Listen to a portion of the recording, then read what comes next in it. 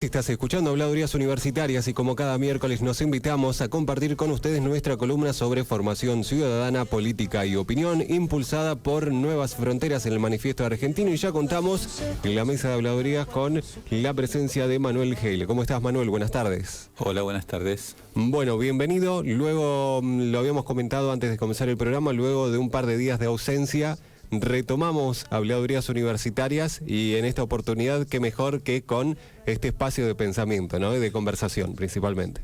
Bueno, lo decís vos. Lo digo yo, exactamente, me hago cargo. Bueno, buenas tardes. ¿Qué va a ser entonces el tema sobre el cual vamos a conversar en el día de hoy? Y le podríamos poner como título el ser. El ser. ¿Qué tema para conversar, ¿no? ¿Qué tema para conversar en un, valga la redundancia, conversatorio también? Sí, en realidad está siempre dando vuelta alrededor de nuestros conversatorios y también alrededor de nuestra columna. Nosotros hablamos básicamente desde una integración de la actitud personal con la función social o la actitud que se tiene hacia lo social.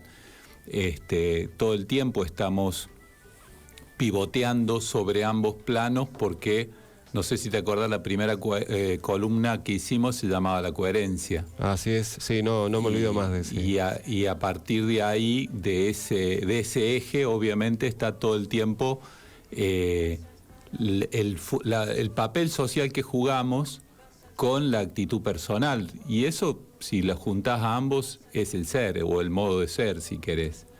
Pero te cuento de dónde viene. Yo llevo unos apuntes sobre lo que traigo aquí a la columna, que como ejes utilizo esos apuntes, y cuando fui a armar la de esta semana, vi que en el apunte del anterior cerramos con estábamos hablando de los valores y de la pesada herencia cultural que nos deja el macrismo. Y yo cerré poniendo que el huevo de la serpiente estaba sembrado y que dependía de nosotros de aquí en adelante si abortábamos el proceso de ese huevo o seguíamos generando las condiciones para que eso se desarrolle. Lo tenía como apunte y al lado anoté las 3 palabras que vos me tiraste como para que en algún momento pudiéramos conversar, que no sé de dónde venían, pero me habías puesto crueldad, agresión y ternura. Así es, sí. Dije, bueno, acá están los 2 temas para arrancar hablando del ser también. Porque ahí está, en el huevo de la serpiente está en los valores sociales, desde donde nos estamos relacionando, de eso hablábamos, o de donde pretendemos que nos empecemos a relacionar. Y en estas 3 palabritas que vos me habías puesto, estabas hablando de componentes personales, ¿no? Porque básicamente crueldad, agresión y ternura, cada uno lo vive de manera personal e individual. Claro, veníamos hablando en otros espacios justamente de determinados momentos y circunstancias o acontecimientos, ¿no? Que hacían que justamente cada uno vea justamente eso de distintas maneras. Sí. Entonces se me ocurrió, digo, bueno, continuemos, volvamos a hablar del ser, pero desde este eje que queda puesto aquí. Y si yo llevo dejemos la ternura aparte, bien, digamos, porque me parece que daría para una columna especialmente, sobre todo por la manera en que se ha logrado estereotipar la ternura, ¿no? Como hay gente que se la construye tierna, ¿no? De hecho, ahora el candidato que actualmente es presidente se lo está intentando vender como tierno, y cuando tiene algunas fallas en ese sentido se dice que porque es ingeniero, ¿no? Y nos quieren como convencer que ese coacheo que han hecho de convertirlo en una persona sensible y tierna es verdaderamente ternura, ¿no? Pero dejémoslo aparte, para otra oportunidad. Ahora, si yo me ocupo de las otras 2, de la crueldad y la agresión, conectándolo con el tema social que es lo que hacemos todo el tiempo, lo primero que me aparece, y quiero llamar la atención sobre ello, es la manera que se ha naturalizado la crueldad y la agresión.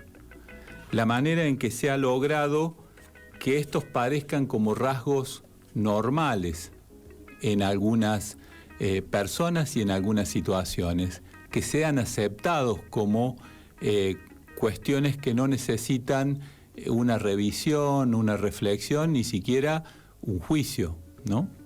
De hecho, hay gente que ha logrado ser cruel sin sentirse responsables de esa crueldad.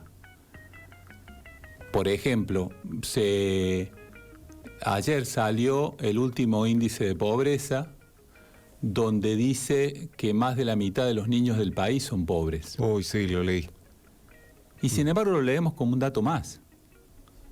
O sea, creo que si esto hubiera sucedido antes de esta deshumanización que creó el neoliberalismo, hubiera horrorizado el dato.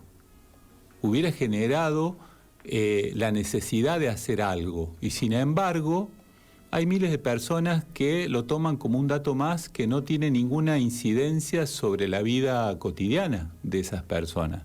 De hecho, yo estuve en Buenos Aires hace poco para una reunión y lo primero que me sorprendió es la cantidad de gente que está durmiendo en la calle frente a millones de personas que pasamos al lado de ellos sin tomarlos en cuenta.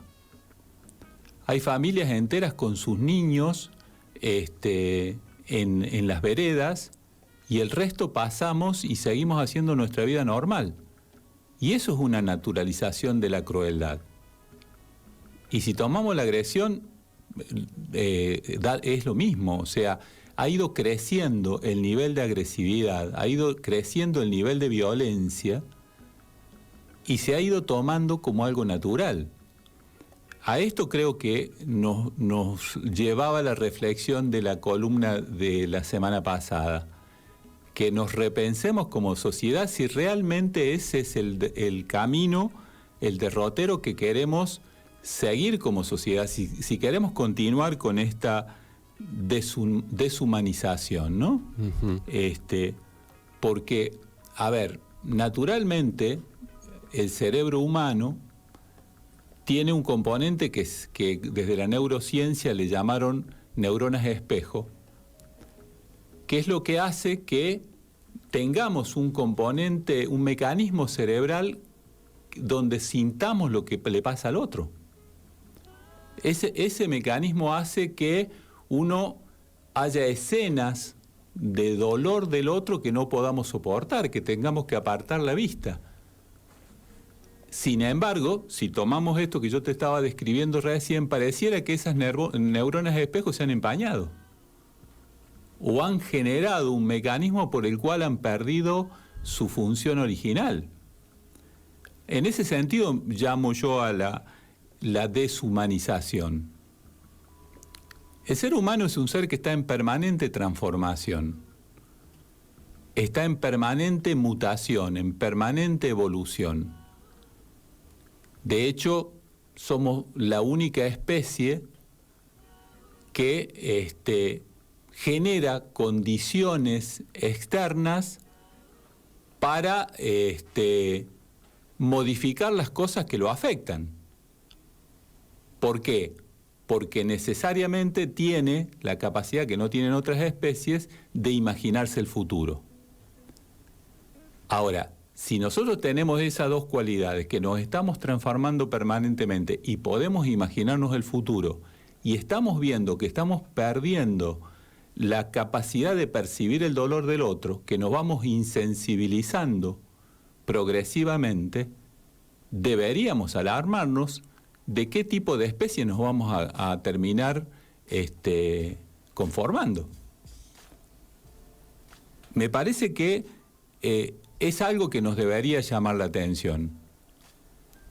Y cuando hablábamos el otro día de las transformaciones culturales que se instalaron a partir de estos 3 años y medio, o si querés, se consolidaron, porque no digo que todo empezó hace 3 años y medio, pero sí se fomentaron, se trabajaron y se instrumentaron de manera que se consolidaran y quedaran ya como puntos que va a ser difícil volver para atrás. Creo que deberíamos, ahora en esta, que a mí me parece refundación de la sociedad, en este nuevo contrato social que se está intentando formar, deberíamos prestarle atención desde el punto de vista de si queremos ser, valga la redundancia, ese ser que se está preanunciando. Si nos queremos asumir ese ser insensible, si nos queremos reflejar en nuestros descendientes, en nuestros hijos, en nuestros nietos, en las futuras generaciones, como una sociedad que progresivamente se va aislando del otro y va perdiendo la capacidad de sentir al otro. Y eso me parece que es la forma de hablar del ser. Porque vos fíjate que es algo que está bastante en boga. Hay muchísima gente trabajando con el tema del ser, lo llame así o no. Por eso que tiene tanto auge las cantidades de cursos de autoayuda. Es más, las mismas iglesias están poniendo ese eje como manera de atraer personas a su propuesta. Hay montones de propuestas diferentes que se van poniendo en boga, desde constelaciones hasta bioneurodecodificación, ponele el nombre que quieras. Ahora, todas son absolutamente válidas siempre y cuando no se pierda la esencia, no se pierda la conexión con la realidad. Y la crítica que yo podría hacerle a todas esas propuestas es que en realidad terminan siendo teóricas, terminan siendo abstractas.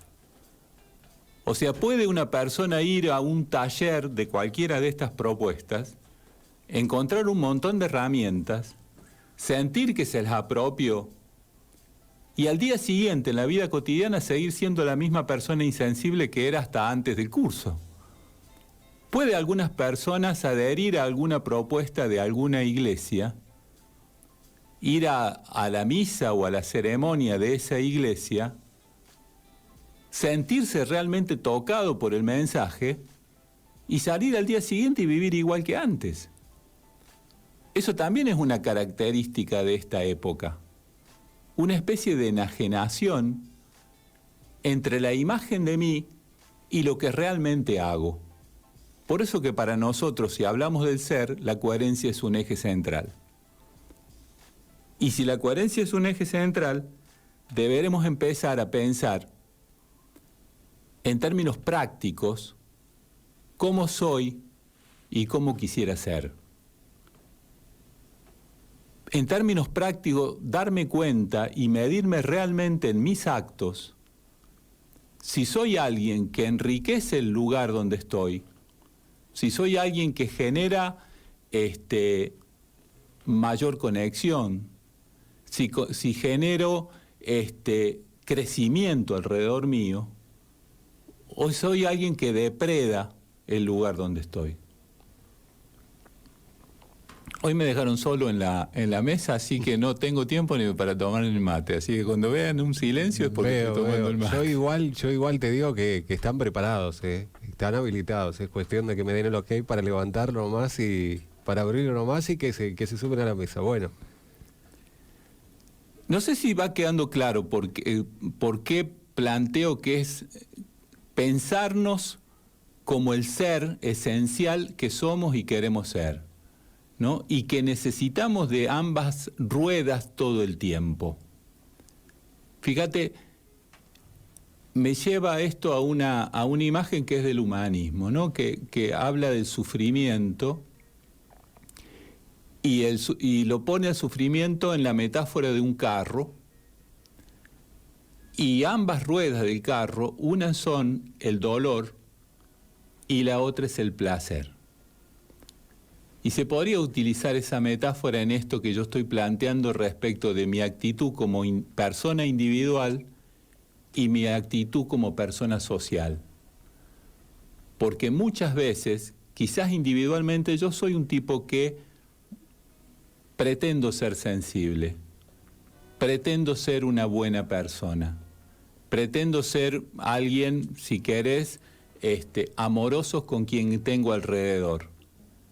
Pero por el otro lado, como ser social, me voy como independizando del dolor de los demás, que no son exactamente los míos, digamos, ¿no? O sea, esa famosa frase, bueno, yo me ocupo de mi familia. Y el resto de la humanidad no es parte de tu familia. Y en todo caso, ¿tu familia se va a poder desarrollar en un entorno de sufrimiento? ¿Se va a poder desarrollar en un entorno de desamparo? O sea, yo me puedo sentir protegido si el bosque se está incendiando, por más que mi huerta esté regada y cuidada. Pero si está inserto en un bosque que se está incendiando, es imposible. Bueno, en ese sentido planteaba yo que deberíamos replantearnos el tipo de ser que somos y queremos ser. Yo en la columna anterior había planteado 4 puntos de esa pesada herencia cultural que nos dejaba el macrismo, ¿no? Uno de ellos era el negacionismo respecto del tema del genocidio de la dictadura. Y quería ponerlos en términos simbólicos. Yo decía que deberíamos preguntarnos si queremos que crezca el negacionismo o que crezca y se preserve el nunca más al cual llegamos como sociedad en determinado momento respecto del genocidio. Pero lo quería poner en términos simbólicos para que quede más claro. Pensemos, qué sé yo, en películas, ¿no? Las personas que permiten que se instale el negacionismo respecto del genocidio, de la tortura, del secuestro de niños, de las violaciones. Si están mirando una película, ¿aceptarían ponerse del lado de los nazis en una película de la Segunda Guerra Mundial, por ejemplo? En una película sobre Mandela, ¿se pondrían del lugar de los guardias? En una película de Gandhi, ¿se pondrían del lugar de los ingleses que golpeaban impunemente a gente que venía desarmada simplemente a querer cruzar un puente? Yo creo que tenemos que plantearnos seriamente si queremos, de qué lado queremos estar. En esta sociedad que yo estimo que está a punto de, o tiene la oportunidad de comenzar nuevamente un nuevo contrato social. ¿Queremos seguir siendo los que repiten consignas absolutamente vacías sin ningún tipo de racionalidad como la que estamos viendo en los actos estos del sí se puede? Porque yo no creo que esas personas sean todas malas personas. Quizá haya algunas que lo sean, no sé. Pero yo escucho los argumentos sin ningún tipo de racionalidad, solamente cargados de odio. Digo, ¿ese odio será genuino en su vida personal? O por ahí esa mujer que está diciendo estupideces es una buena abuela, una buena madre, hasta debe cocinar bien las pastas los domingos, y resulta que va a cumplir un papel social de alguien absolutamente desalmado y que dice cosas tan ilógicas y terribles que yo creo que si ella se las escuchara desde el otro papel, ella misma se horrorizaría. No podés decir, porque yo en 1968 una vez toqué un pobre. No sé si lo escuchaste, pero se viralizó. No, pero también me preocupa que cuando lo digas no me genere, o sea, me lo crea, digamos, crea que sucedió realmente. Eso ya también es para preocuparse. Es que sucedió realmente, por eso se viralizó. Ahora, también es una manera de deshumanizar la viralización, porque pasa a ser una especie de chiste grotesco y deja de generarnos eso que vos decís que te genera, que es como una reacción humana de decir, no puede ser que esto esté pasando. No puede ser que alguien de mi misma especie esté llegando a ese nivel de degradación como ser humano. O gente que simplemente insulta frente a un periodista que le pregunte, ¿y usted por qué está aquí?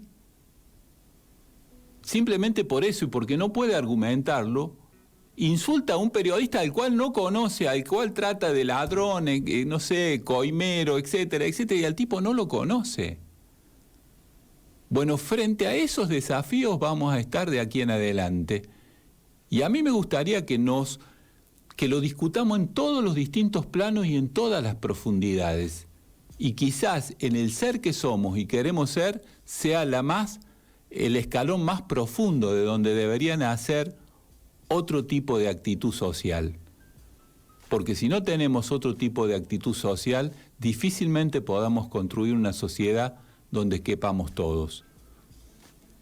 Y también lo digo desde este otro lado. Me pasó ayer, quería citarlo como una anécdota, me viene pasando seguido, pero en este caso ayer, chateando con una hermana mía, que es muy kirchnerista, yo le mandé un videíto que me pareció como muy creativo, ¿no? Con esto de que Pichetto dijo que Kicillof viene del Partido Comunista, etcétera. Bueno, alguien hizo un videíto donde lo pone a Kicillof como si fuera Trotsky, vestido con toda la ropa de los cosacos y con toda la música rusa, ¿no? Y me pareció muy divertido, muy creativo, se lo mando a algunos amigos y entre ellos a mi hermana. Y mi hermana, que es muy kirchnerista, dice, está bueno porque se burla de esos tarados que defienden todavía este gobierno, bla, bla, bla. Y yo dije, ¡apa! ¿No? Y entonces le contesto ya fuera de la parte graciosa, le digo, guarda, que esos tarados son parte de nuestro pueblo. Y van a seguir estando como parte de nuestro pueblo. Y ella me contesta, tenés razón. Y se queda ahí. Entonces yo le digo, y quisiera ampliar esto que te estoy diciendo, porque me parece que va a ser un gran trabajo que tenemos que hacer, de poder encontrar formas de dialogar con estas personas. Sí, hacías mención a eso en la columna anterior. Exactamente. Tenemos que encontrar adentro nuestro el espacio donde estas personas quepan. No podemos volver a cometer el error que hemos cometido históricamente hasta ahora, donde cualquiera de los dos bandos que en determinado momento tomaba la manija de la sociedad, daba por sentado que el otro se tenía que eliminar. Es más, en ese juego perverso que históricamente hemos jugado, hemos perdido nosotros.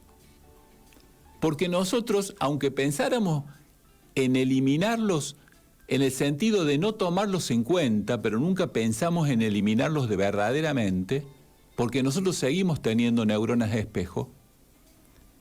Nosotros nunca transgredimos la cosa de manera de que el otro desapareciera. En cambio, cuando ellos tomaron la manija, sí quisieran que desaparezcamos. De hecho, la dictadura nos desapareció toda una generación. Y sobrevivimos a algunos, para mal de ellos. Y ahora, cuando vino el macrismo, en términos simbólicos intentó que desapareciera el kirchnerismo, que desapareciera culturalmente. Y acordémonos de la Revolución Libertadora del 55, que había prohibido mencionar la palabra Perón. De hecho, la cantidad de borrachos que fueron presos, porque cuando se ponían borrachos, se quitaban las inhibiciones, gritaban viva Perón, iban presos. Eso lo viví yo siendo niño. Y era famoso. El borracho que después que se ponía borracho terminaba en la comisaría porque empezaba a gritar viva Perón. O sea, ese juego de desaparecer al otro Nosotros perdemos porque nosotros nunca pretendimos desaparecerlos de verdad, simplemente no los tuvimos en cuenta y fue un error. Ese error quisiera que no lo volviéramos a cometer. Tenemos que encontrar la manera de discutir con esas personas y me parece que para eso tenemos que bajar a la profundidad del ser. Porque con esa señora, para poder hablar, por ejemplo, esta del video viralizado, yo tendría que hablar con la abuela o con la mamá. Si hablo con esa vieja alocada que está en la manifestación, es imposible que pueda dialogar. Y me parece que es interesante tomar todos estos temas porque es un enorme trabajo que tenemos por delante. Esto es lo que tenía por hoy. Me ponía a pensar, ¿no? A medida que te iba escuchando, es como, estoy casi seguro, o no, estoy seguro que es de forma voluntaria, pero también podría hacerlo de forma involuntaria. Desde aquel programa, el primer programa, donde se habló de la coherencia, hasta el día de hoy, todas las columnas, no tengo dudas, porque lo iba como analizando a medida que te iba escuchando, están relacionadas. Absolutamente. ¿No? Y me dan ganas de ponerme a escuchar cada una de las columnas y comprobarlo, porque realmente es, si fuera voluntario, si fuera adrede, es un trabajo excepcional que nos podría clarificar un montón de cuestiones, ¿no? Que podríamos acordar o no, pero que nos ayudaría por ahí a ir en pos de ese trabajo, de esos objetivos que tienen en este caso Nuevas Fronteras. Creo que es un material interesante que hay que tener en cuenta, hay que desconfiar, por supuesto, ¿no? Pero que hay que tener en cuenta para analizar y finalmente poder compartirlo, poder conversarlo, poder analizarlo para luego generar un pensamiento crítico propio, ¿no? Que del momento que es crítico, bueno, termina siendo propio, ¿no? Inevitablemente. Pero, o sea, fue inevitable eso. Vos mismo comenzaste hoy diciendo, ¿te acordás aquel primer programa que hablamos de la coherencia? Sí. Es inevitable tener en cuenta o notar eso. Todos están vinculados, todos los programas están vinculados. Es que esa es la intención, que tenga un cuerpo, digamos, coherente, valga la redundancia, digamos. Y ayer me mandaba un mensaje una persona que recibió, no sé por qué razón, con retardo, la columna de los aprendizajes. Y a raíz de eso me mandó un mensaje diciendo que hacía, él decía que nunca, supongo que era mucha exageración, había visto una mirada sobre la historia de esa forma. Y me preguntaba que por qué no lo podía encontrar más en YouTube. Tal es así que le pregunté a Leo si yo ahí me enteré que no lo estábamos subiendo en YouTube porque era mucho trabajo, lleva mucho tiempo. Sí, de hecho sí.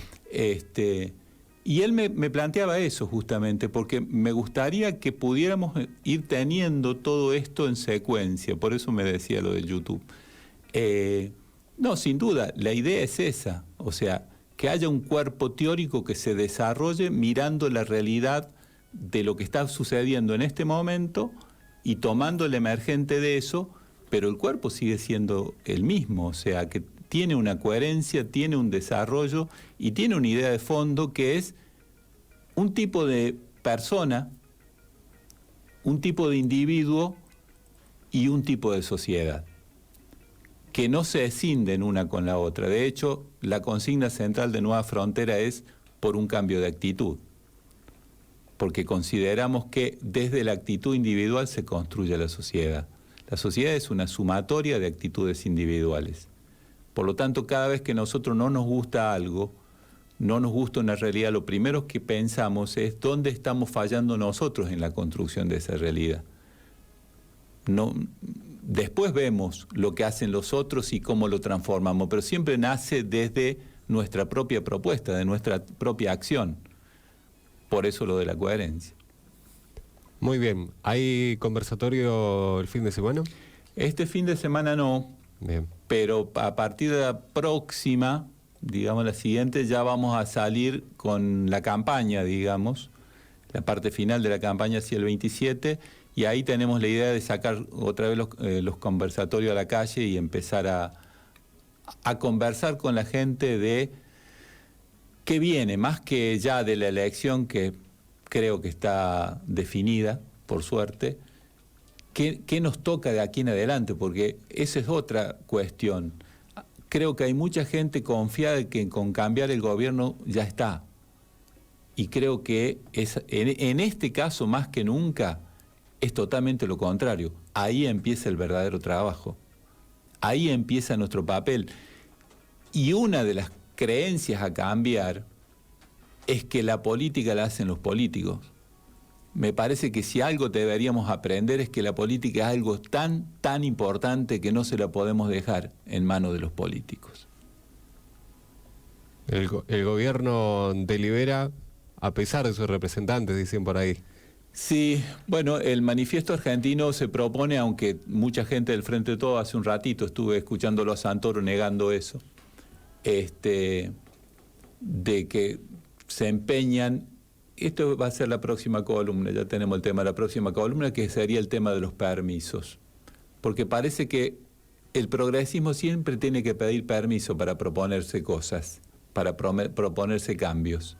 Después ellos vienen, pasan por encima de la Constitución, las leyes, los jueces, hacen lo que quieren, cambian todo y parece que está aceptado. Ahora nosotros cuando tenemos que hacer algún cambio tiene que ser súper legal, súper moderado, no tocar intereses. ¿Cómo cambias las cosas si no tocas intereses, no? Estaría bueno hablar de los permisos. Pero el manifiesto argentino tiene como propuesta central no solo un cambio constitucional, una nueva constitución. Porque si queremos hacer un nuevo contrato social, eso se tiene que reflejar en una nueva constitución. Quizá no sea para este momento, para el comienzo, donde hay montones de problemas mucho más urgentes que resolver, pero sí lo tenemos como norte. Y ese cambio de la Constitución, uno de los pilares fundamentales, es eliminar eso de que el pueblo no delibera ni gobierna si no es a través de sus representantes. ¿Por qué? ¿Por qué yo tengo que tener un representante para decir lo que pienso? ¿Por qué yo no puedo decirlo abiertamente? ¿Por qué la gente no puede deliberar en una plaza, o en una escuela, o en la calle? Si de hecho eso sucede, si de hecho ellos lo hacen, si ellos por ahí cuando tienen algún problema que les afecta su propiedad privada, inmediatamente se juntan a deliberar. Y resulta que después los representantes son los que terminan jugando el juego que quieren los propietarios. En este momento me estoy acordando de Bloomberg. ¿Te acordás la enorme cantidad de barbaridades que pusieron en las leyes, presionados por la gente que se juntó a deliberar en contra de la inseguridad en aquel momento? O sea, cada vez que hay que derechizar se puede deliberar. Cuando hay que generar cosas que hagan progresar a toda la sociedad, hay que pedir permiso. Me parece que eso lo tenemos que saltar. Sin dudas. Manuel, muchísimas gracias. A vos. Nuevas Fronteras, organización ciudadana en las redes sociales. Así les encuentran, pueden seguirles en Facebook, en Instagram. Así que les invitamos a seguirlo porque ahí van a poder encontrar cada una de las columnas.